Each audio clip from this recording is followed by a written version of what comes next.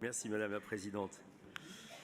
Aussi, c'est pas souvent que j'interviens comme praticien, si je puis dire, comme mon collègue Éric Coulet.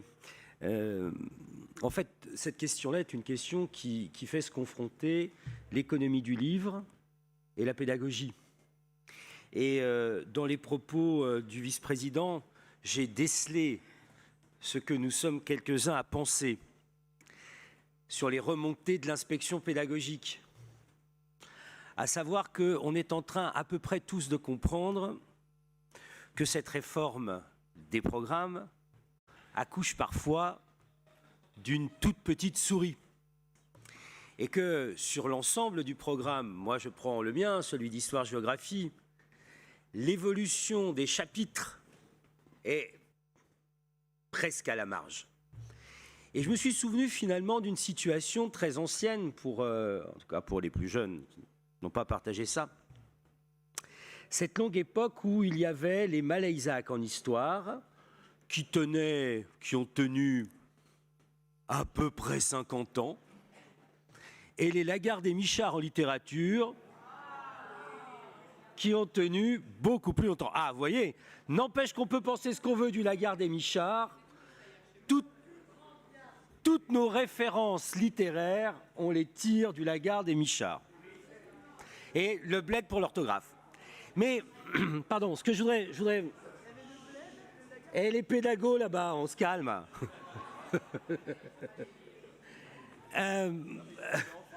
Je voudrais poursuivre. Ce qu'on a oublié, c'est que les programmes changeaient. En fait, les programmes changeaient, mais les livres, eux, ne changeaient pas. Et qu'on arrivait finalement, alors dans des conditions qui ne sont plus du tout celles d'aujourd'hui, des élèves d'aujourd'hui, de la massification. Attention, je ne conteste pas cette situation, hein, mais on arrivait, poids plus, poids moins, à s'en sortir. Et c'est vrai que la vraie question des changements des programmes scolaires est souvent liée à une pression, à une interrogation du monde de l'édition. On ne va pas tourner autour du pot. On ne va pas tourner autour du pot. Simplement, alors bien sûr, moi je me réjouis de la proposition qui nous est faite, mais il y a quand même une réalité économique. Bon, alors, c'est pas des magots, hein, c'est juste pour que vous en profitiez. Je vous ai amené les petits nouveaux. D'accord? Les petits nouveaux, voilà, ça c'est Histoire Géo seconde. Ça coûte 34 €. Voilà, 34 €. Et il se trouve qu'effectivement, j'en ai amené deux, hein, parce que voilà. Alors, il y a au moins un truc intelligent, c'est que maintenant on fait Histoire et Géo en même temps. Comme ça, quand les gosses vous disent « Non, non, je ne savais pas que c'était Géo » ou « Non, non, je ne savais pas que c'était Histoire », maintenant, ils seront obligés d'avoir leur bouquin. Ça, j'ai trouvé que c'était une très bonne nouvelle. Je pense que les parents comprennent, hein. Mais ça coûte 34 €.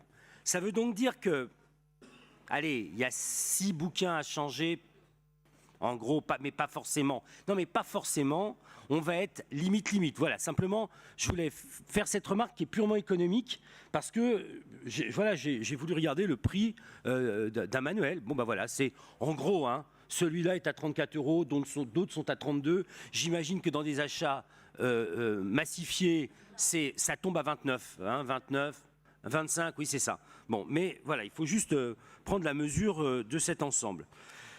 Bon, donc on est plutôt satisfait. Moi, j'ai entendu ce que disait Loïc Niepceron sur la question de l'investissement. C'est peut-être aussi une solution. D'autant qu'on peut faire, vous le savez, des marchés segmentés locaux.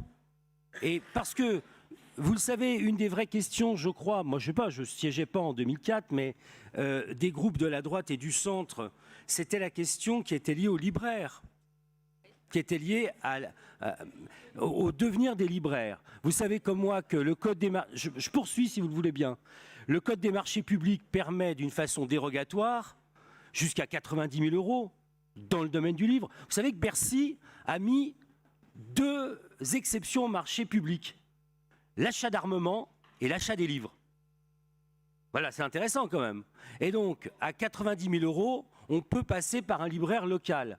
Donc ça vaudrait la peine, et parce que c'est ça notre interrogation, c'est le soutien à la librairie indépendante, mais je pense que personne ici est contre cette interrogation. de faire en sorte que par l'investissement et par des marchés segmentés locaux, on puisse quand même, bahut par bahut, soutenir les libraires. Voilà, donc on sait bien que c'est une question qui est récurrente.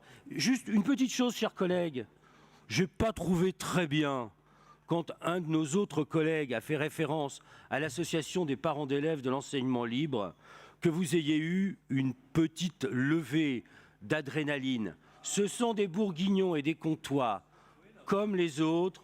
Et donc, allez, ça aurait été tellement plus intelligent de laisser passer le sujet.